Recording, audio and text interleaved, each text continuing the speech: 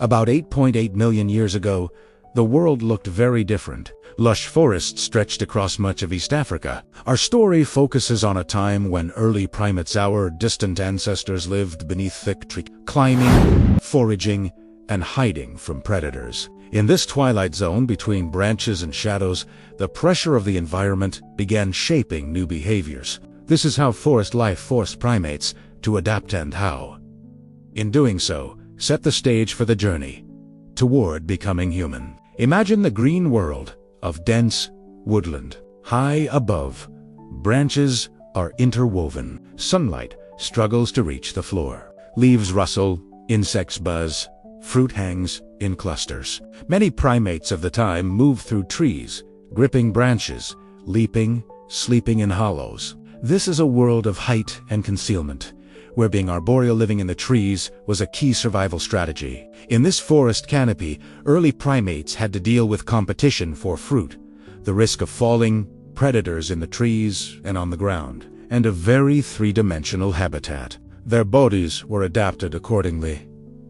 Good, grasping feet and hands, limbs suited to climbing, and behaviors tuned to life above the ground. But the forest didn't remain unchanged. Over time, climate shifts and tectonic events began altering these ancient landscapes. Rainfall patterns changed. Forests thinned out. Open spaces increased. Woodland gave way gradually to more open habitats, a mosaic world of trees mixed with grass, shrubs, and seasonal gaps. For our primate ancestors, this presented new dangers and new opportunities. No longer could they simply cling to branches and stay hidden. They had to look up, look around, and deal with a different world. One where the horizon opened up. Predators might approach from unexpected angles, and walking on the ground became more frequent. In this transitional zone, survival demanded innovation. Food sources in the thinning forest changed. Fruit trees became less reliable.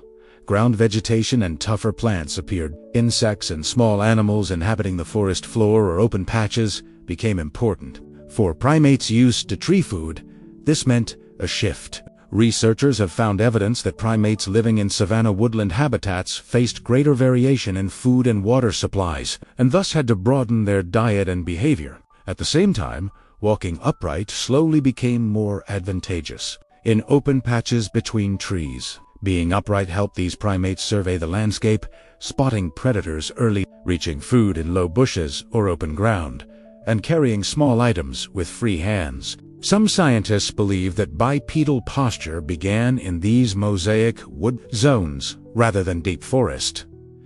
The challenges were real.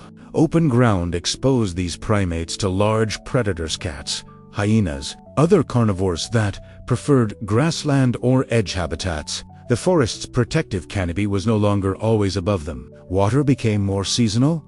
Food became packed. Some trees died out. Shrubs and grasses invaded. These changes must have driven early primate groups to make new choices: where to sleep, how far to travel for food, how to exploit new niches. The very forest that had sheltered them now began to press them into new behaviors. In this world of adaptation, primates began to test new ways of movement, new diet strategies, new social behaviors. Groups would move between tree clumps and open ground, exploiting both.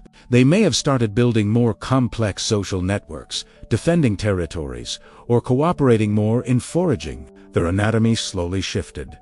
Limbs changed, feet adapted, teeth diversified to cope with tougher plants, and occasional meat or scavenged carcasses. As one example, the shift from forest to more open woodland may have encouraged primates to stand upright more often, freeing the hands and eyes, improving the ability to hold food or tools, and to witness the dangers of the open ahead. This is more than just a story of primates coping with change. It is a foundation for human The pressures exerted by the thinning forest and the expanding open habitat created selection forces on early hominins, those ancestors on the path toward the genus Homo. Could they walk further? Could they carry more? Could they survive in mixed terrain of tree and grass? The answer is yes, but only for those capable of adapting. This transition from forest dweller to ground traveler is key in our story.